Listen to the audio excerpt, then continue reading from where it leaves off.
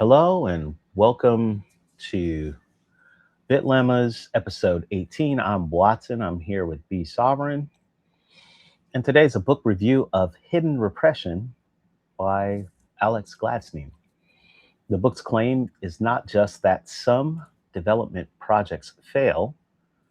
The stronger claim is that development lending can become a control system. The standard story says a poor country needs capital. A lender provides it, a project gets built, exports grow, and everyone is better off. Gladstein asks us to inspect the control surface. Who controls the credit? Who writes the conditions? Who gets the contracts? Who receives the exports? Who carries the debt? And who can exit? We'll review 4 counterintuitive truths. Number 1, aid can serve donors. Number 2, conditionality is control. Number 3, debt service can reverse development. And number 4, dictators can be ideal clients. Now, what is this book? It's a critique of the IMF and World Bank and their development lending. It's a history of debt, export orientation, and structural adjustment. We'll talk about all of those. A claim that aid can route value from poor countries to rich creditors. And it's a Bitcoin adjacent exit argument about monetary sovereignty. Yeah. And I think the important thing for this episode to keep in mind is what he is doing is treating the development narrative as a story that can hide extraction. Gladstein is asking who controls the credit, who sets the condition, and who receives the cash flows. Those are the 3 questions really that we should keep in mind as we're reviewing this. All right, so what's the standard story, which is often the trap? The poor countries need outside financing to develop. IMF and World Bank loans are neutral expert assistance. Export growth proves the development is working. And if austerity hurts, it's a temporary technical fix. Yeah. What's the thesis? And Oh, go ahead. yeah. And so, so the question that we have to ask is like, why is export growth, alone not sufficient, right? Because export growth, it can coexist with wage suppression, ecological damage. It can debt service payments and rising dependence of a nation on the currency that is on the debt that is being provided to them, right? So the story treats export growth as a proof of development, but Gladstein asks, is it growth for who? All right. All right. So here's the thesis. Development debt can become hidden repression. We're going to talk about what that means. Conditionality, we'll also get into that, turns credit into policy control. Export orientation can move value outward, while locals bear the costs. And then the exit question is monetary sovereignty, not just better aid. What are the major premises of the book? Borrowers need hard currency for imports and debt service. Creditors can attach conditions to emergency liquidity. Conditions can prioritize exports, privatization, and austerity. Debt service can reverse aid into net outflows, and authoritarian clients can implement painful terms more easily. We'll dig into all of that. All right. Our 4 counterintuitive truths. Truth number 1, aid can serve the donors. Number 2, conditionality is control. Number three, debt service can reverse development. And number four, dictators can be the ideal clients. Now, truth number one, aid can serve the donors. Official aid can be self serving. How? The loan money often returns to the donor country firms. How does this happen? Procurement, and when we say procurement, we're talking about the payment process where the firms that are going to do the work get selected. Procurement and project design can benefit the creditors, people giving the loans, first. How is that the case? We'll see on the next slide, where we'll dig into it. And then the development rhetoric can hide the extraction. How? When people are saying that we're helping the country, that same help, if it's all it does is increase the ability for the country to repay the loan, that hides the extraction. We'll talk about it. Yeah. So, I mean, yeah, truth number one, it's solely the aid boomerang, right? So, donor budget or multilateral loan provides the project finance. And then, of course, we've gone through procurement goes to foreign firms. Debt service returns the hard currency. And the aid story hides a creditor cash flow. Cash can move back out while the debt stays local at the country level. So the deeper claim is that aid is not neutral. Every loan has a recipient and a repayment structure.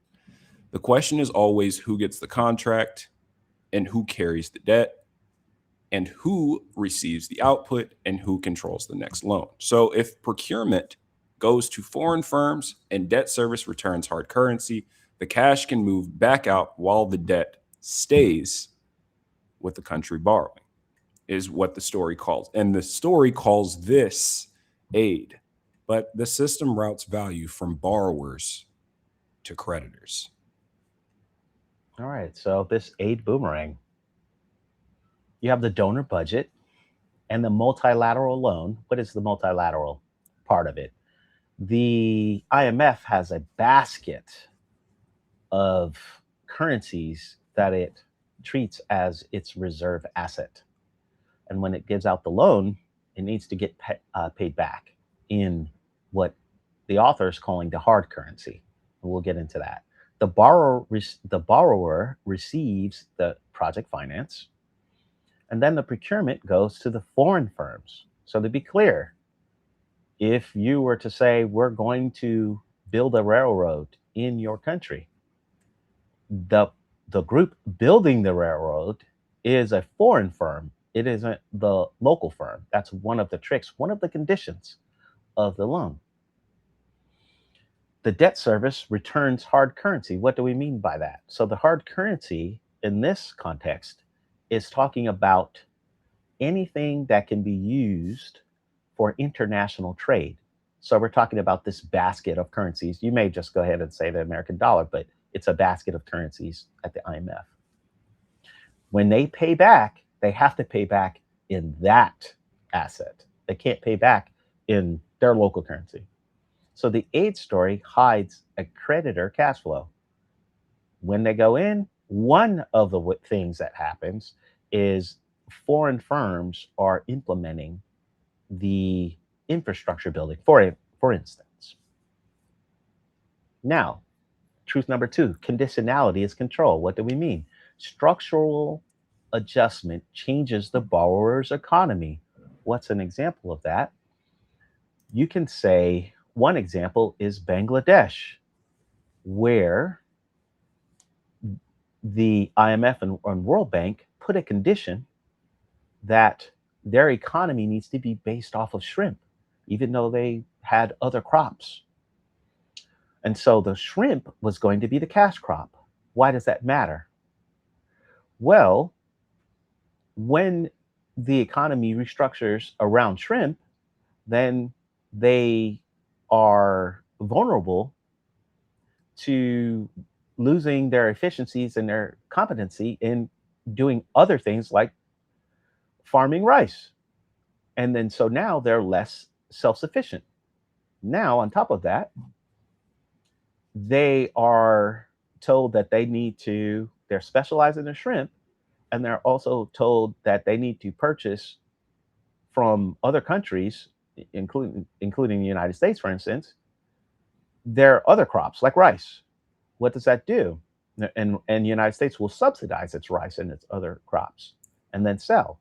What does that do? That allows for when the country decides to not repay its loan, then the IMF can say, well, it would be a shame if we sanction you and then you can't buy your rice. And so we won't sell it to you for the lower price. And you now are not self sufficient. You can't farm. You lost those competencies. And so all of that doesn't look like an attack. So there's less blowback. So that's it in a nutshell. Now, the conditions that you mandate the exports over domestic consumption, like what I was saying, you all need to spend your or grow your competency on shrimp in Bangladesh.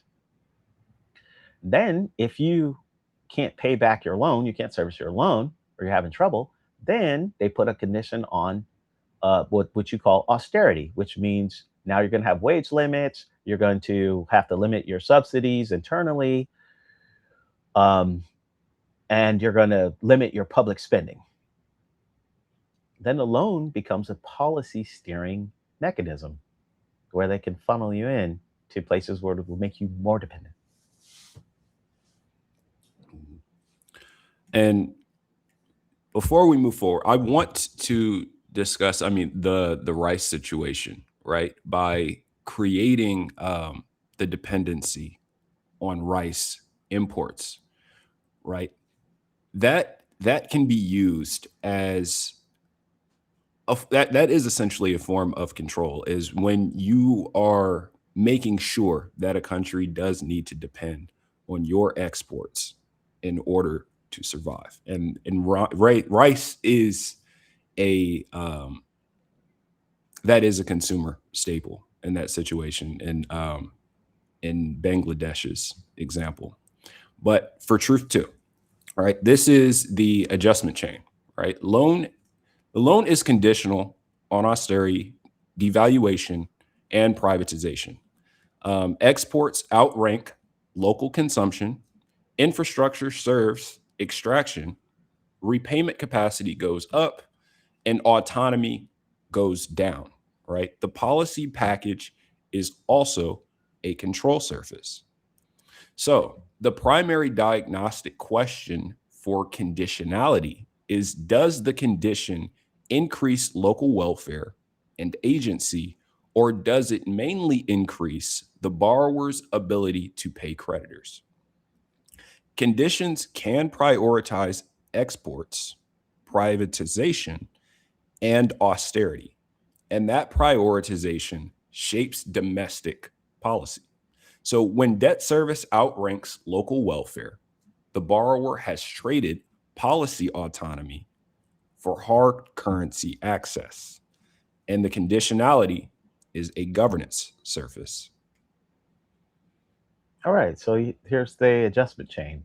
The loan is conditional. You have the austerity, you have the devaluation. That's the devaluation of the currency. So they can put that in the conditions as well for the loan. And then you have the privatization, like what we were saying. The exports, in the example of the shrimp, the exports outrank local consumption. So they have to prioritize, within the conditions, they have to prioritize the cash crop of shrimp, even though people may want to grow rice.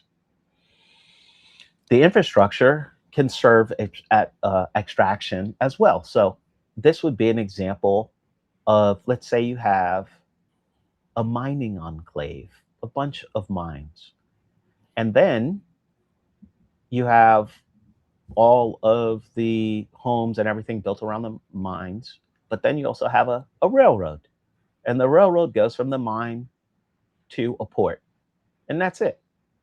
So, let's say that they're mining copper, for instance. So the infrastructure is being built, the railroad, and all it does is bring the copper to the port for the copper to leave the country. But from the outside, it looks like that the IMF and World Bank can say we're building infrastructure in that country. But the infrastructure, all it does is serve the extraction of the resource from the country. So that's what that example would for that layer. And so when you're doing that, you're increasing the export of the country, the GDP can go up. And you're extracting the copper in this example, payment capacity is going up, but their autonomy is going down, like we were saying before. Now, truth number 3, the debt service can reverse development. And what do we mean by that? The loan begins as an inflow. Total amount of currency, money, help, aid is a plus, a positive. The repayment of the loan can turn it into a net outflow. So literally, the poor countries can send out more because they're servicing the debt than they even received from the help. So that debt service can make the whole development run backwards. And so, yeah, truth 3 is the debt service reversal, right? Debt service can exceed development spending. Net transfers can reverse from recipient to creditor. And budget priorities shift from welfare to repayment. And development spending becomes debt service spending, right? So this is where the extraction really becomes visible. The story says that development loans build capacity, but the reality is that what it can be is debt service exceeds new lending, and net transfers flow from poor countries to rich creditors.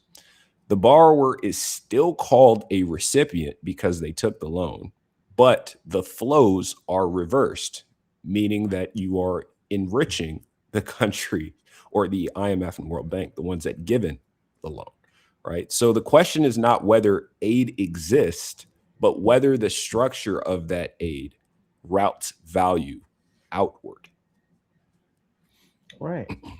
So here's a diagram for that. Initial loan inflow.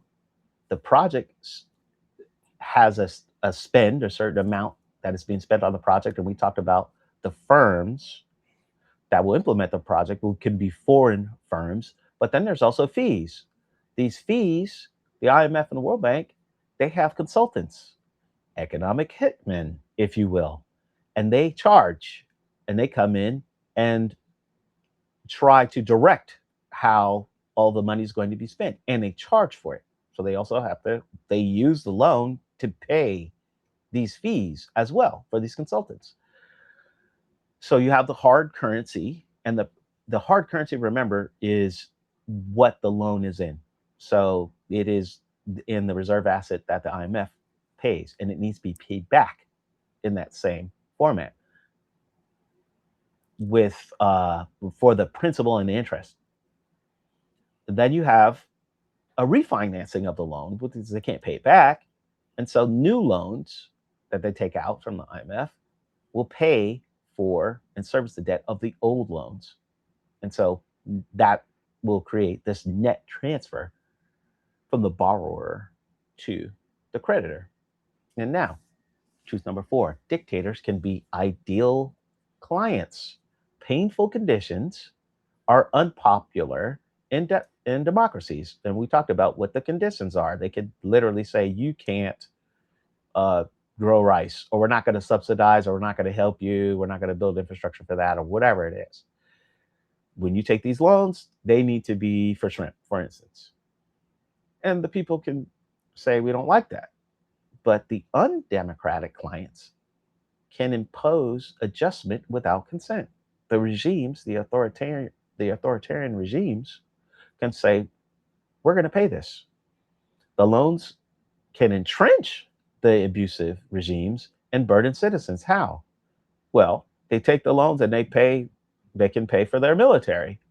The of course the leaders take a cut of the loan and retire to Europe somewhere, but they have more power because they're able to purchase um, all types of you know uh, you know of weapons of war, and then the human rights are often outside of the loan arrangements. So you have human rights uh, nonprofits, and they're not on the inside of these loans, and they're not helping to deal with these adjustments and everything. So, truth number 4 is the repression loop. Authoritarian governments can impose austerity more easily, right? Democratic constraints can slow painful reforms, and creditors may prefer clients who can deliver compliance, right? And repression becomes a debt collection tool. So the uncomfortable claim here is that creditors may prefer clients who can implement painful terms without democratic pushback. Right? The claim is not that every dictator is ideal, but that the incentive structure can favor clients who can deliver compliance. So repression becomes a debt collection tool. This connects the development debt story to the political economy story, who benefits from conditionality and who truly bears the cost. All right. This repression loop, the adjustment's unpopular, consent becomes a problem. Then a compliant strongman arises. What a coincidence. And they impose the terms. The repression protects the repayment of the loans, and then the citizens inherit the odious debt. And odious debt is simply debt that the citizens did not consent to. It is not in their best interest, but yet they are held responsible for repaying the debt. Now, some policy implications as far as if you were trying to manage and reduce some of these problems, you want to audit the control surface. We'll talk about the control surface. You want to ask who controls credit, conditions, currencies, and contracts. This is basically the control surface. You want to trace whether the money builds local capacity or repayment capacity, like we were saying earlier. You do not score projects only by export growth, like the shrimp, only scoring it and saying they're doing great with that, or GDP. You want to treat debt service, procurement, and human rights, especially that last one, as one system. Now, here's the argument in a nutshell: debt as hidden repression. If developing nations are trapped in debt, then their dependence on elites who issued the debt increases. You're trapped in the debt, your dependence increases. Now, if the dependence on the elites who issued the debt increases, then the nations are pushed, the developing nations, they're pushed into elite biased projects. If governments borrow for elite biased projects that do not benefit the population, then the poor actually literally finance their own oppression. And if the poor finance their own oppression through debt, then the debt system has become this that has the same result as colonization, but with less blowback, which I would say is worse. And there is I had actually recently found that there was a word for this. It's actually called digital colonization. Interesting. So let's test your eyes. We were at the optometrist. We're going to see what's easier to see because this is hidden repression. I'm going to show a couple of charts here. They're going to be what you see here. So layer, key, story, institution, entry point, control, lever, transfer, enforcement. And we'll describe some of these. We won't describe all of them. But they're at different stages. So this first one is the visible empire. This comes from a book that is a great one to read in conjunction with Hidden Repression. It's called Gangsters of Capitalism. It is about Smedley Butler, who is a Marine, who wrote a book called War is a Racket. Now, this is happening before the IMF. What's the story?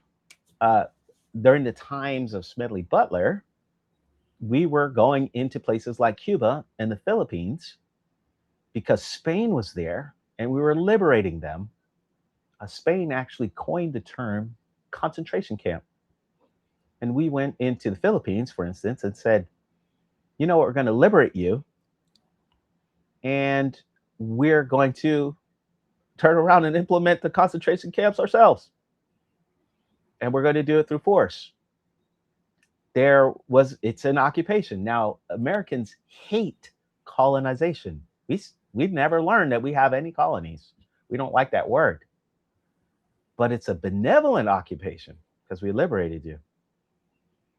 We have violence within this phase, and you can see it. It's a visible force. And we're taking the assets, of course, when we come in. But there's tremendous blowback. Now, compare that. You have that one and this one, dollar diplomacy and receivership. What is that? Receivership is what the banks learned when, let's say, for instance, a railroad goes bankrupt and the bank takes it over, puts it into receivership, and then they can control and say, you need to do this or that. What they learned is you can do this with whole countries. So we had the blowback that came when we were doing the literal concentration camps in Philippines, and the Americans did not like that. We don't like being the bad guy that much. So the people resisted that. They didn't like it. But when we go into a place like Nicaragua and we say, you know what, you owe us. We liberated you from your regime. You owe us. Also, your regime, the pretext is they were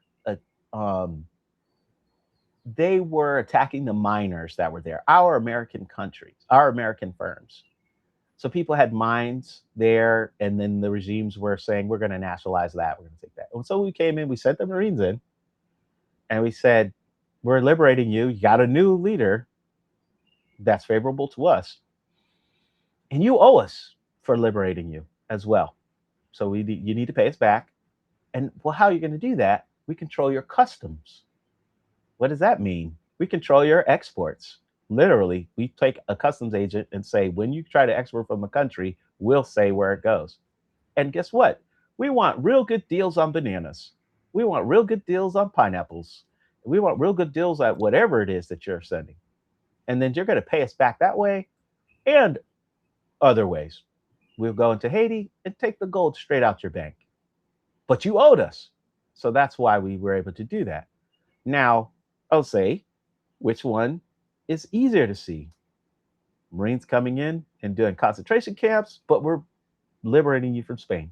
Or you owe us, and we needed to take the gold back. You were doing things with our firms, so we came in and liberated you from your evil regime that was attacking our firms. But we went ahead and all we're doing is saying you need to give us good deals on bananas, for instance.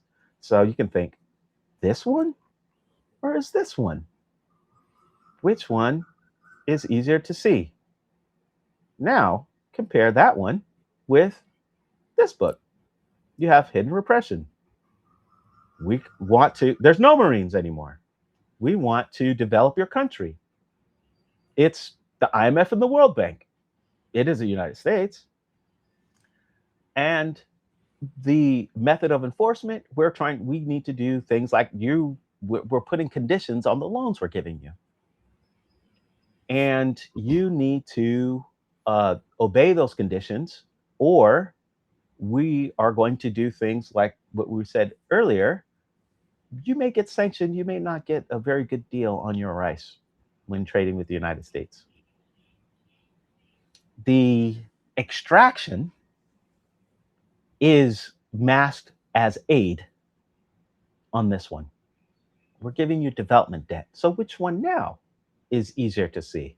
Dollar diplomacy, receivership, Nicaragua, Haiti, Philippines, these places, or I should just say Nicaragua and Haiti, or hidden repression, what's happening in, like we said, Bangladesh. Right? So now you have that one. Which one's easier? This one or this one to see?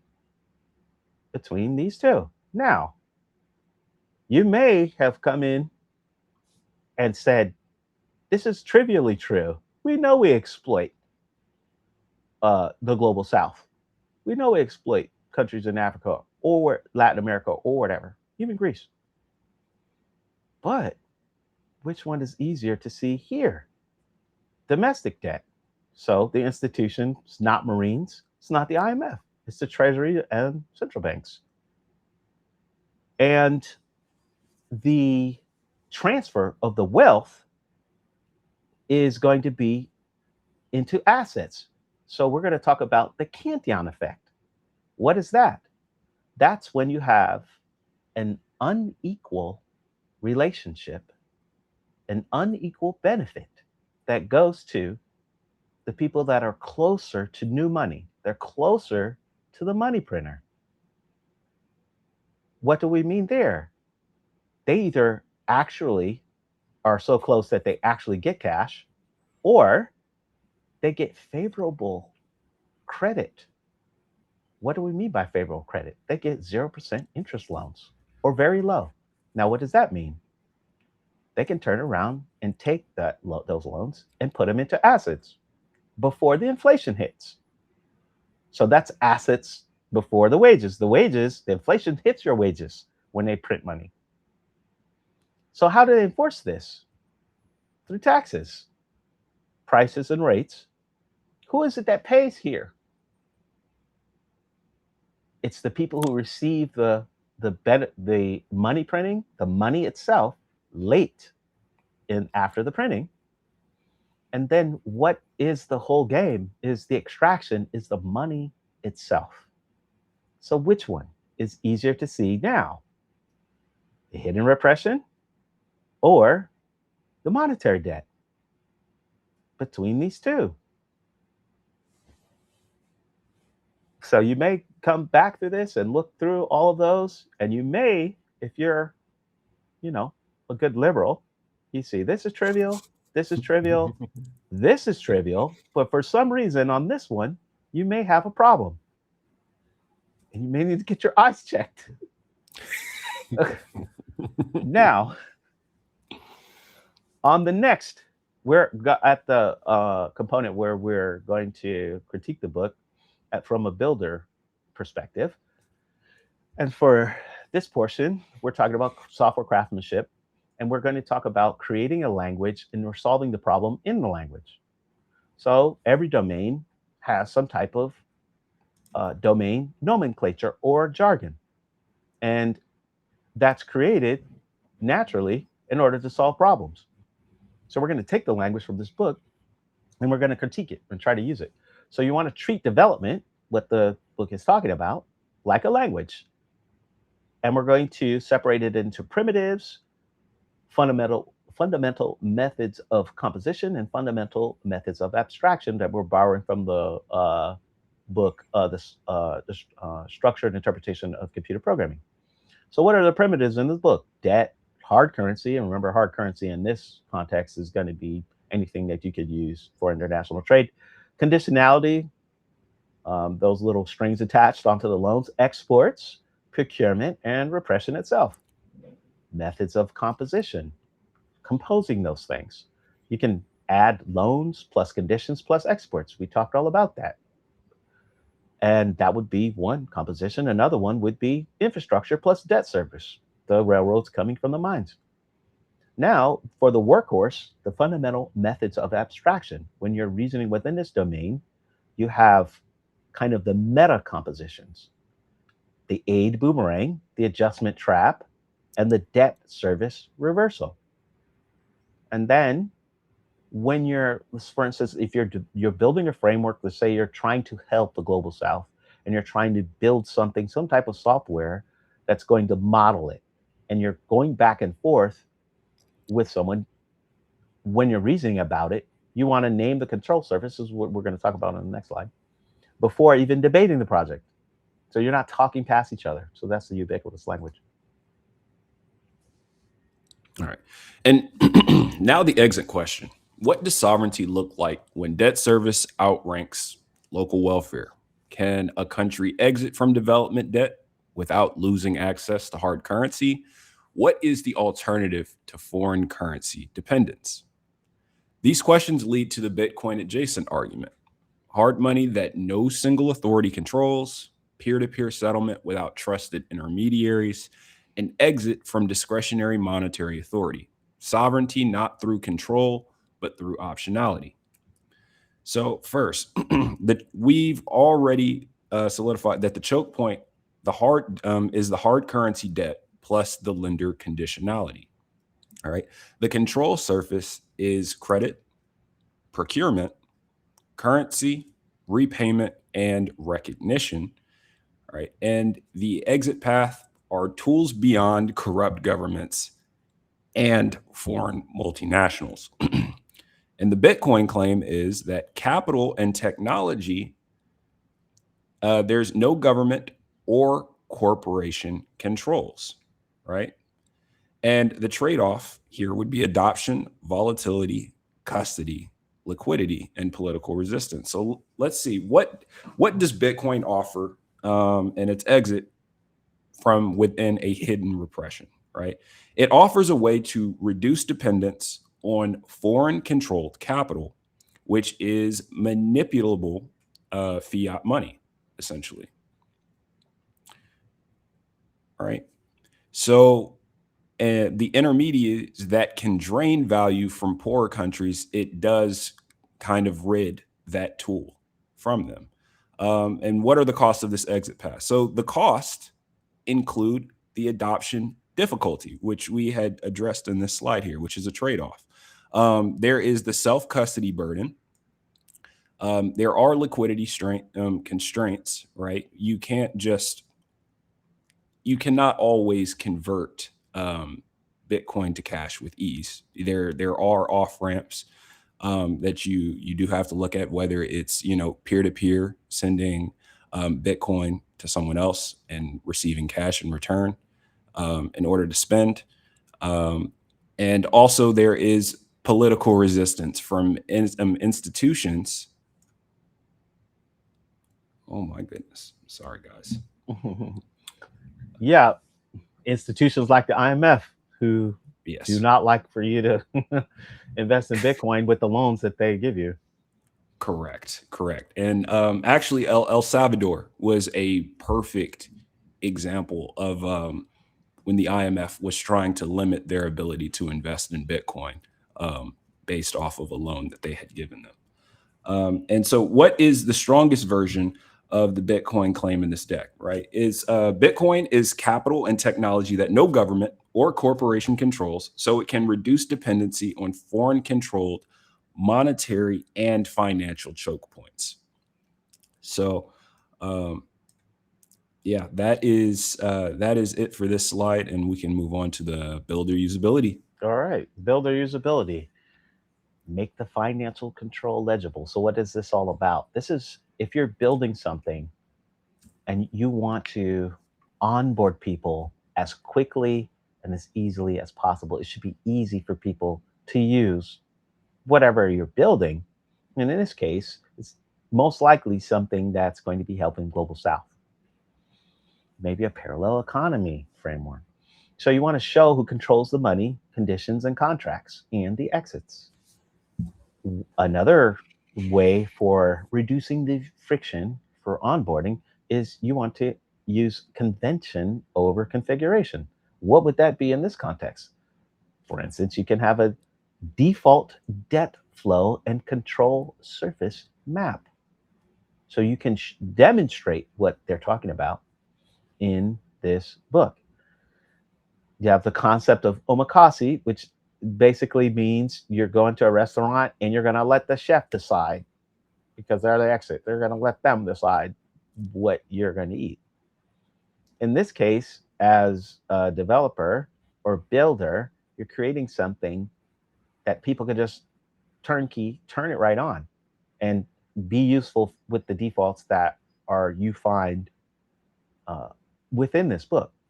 So, a dashboard for debt service, for procurement, and making sure that the procurement doesn't go back to those foreign countries, currency risks, and human rights, these types of things, monitoring those things on the dashboard. You want to test whether the users can identify who benefits and who pays. This would be your minimum of viable product.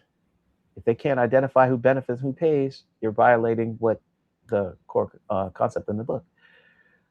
You can implement a simple visible control or cash flow map that beats hidden export reports. This would be the concept of worse is better. It's kind of like less is more, but worse is better. How is worse better? In this case, the thing that people can implement is better than the absolute expert report that shows every single place where all of the exploitation is happening, then people can't understand it. So now some questions to contemplate. Who gets the contract? Who carries the debt? Does the project build local capacity or repayment capacity? What happens if citizens reject the conditions? And where is the monetary exit path? And now, for our conclusion, development can become a debt control system. Conditionality can turn credit into policy control. Debt service can reverse aid into extraction. And the builder question is who controls the exit?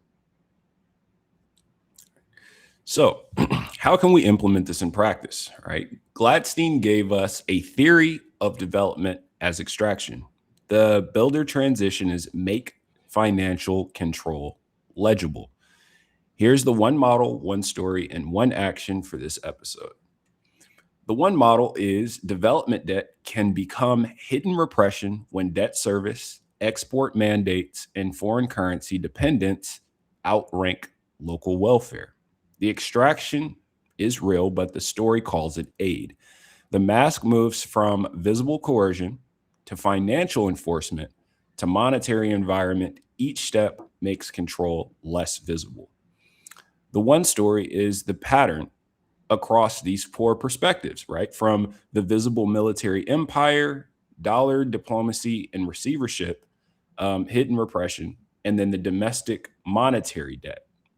They're the same layers, just different masks. The question is always who controls the credit, who sets the condition, and who receives the cash flows. So the one action here is to run a sovereignty diagnostic on your own systems. Ask what must users trust? Can they verify who controls issuance, settlement, and governance? And can they exit without losing access to the systems? So this is specifically for the sovereign curious, is to find one place in your financial life where you are dependent on a choke point that you don't control. Whether it's a bank, a payment network, or a currency regime, ask what would it take to reduce that dependence, not necessarily exit entirely, but to understand the leverage points. And for the system builders, is to make conditionality visible by default, right? And for the purposes of the loan, every loan policy mandate and export requirement should show benefits and who pays. right? So designed for sovereignty, users should be able to verify issuance, settlement, and governance without trusting a central authority. Built for an exit-friendly design, and users should be able to leave without losing access to the system. All right. If you have comments, leave them in the comment section and visit bitlemmas.com for past episodes and other information. And we'll see you next time.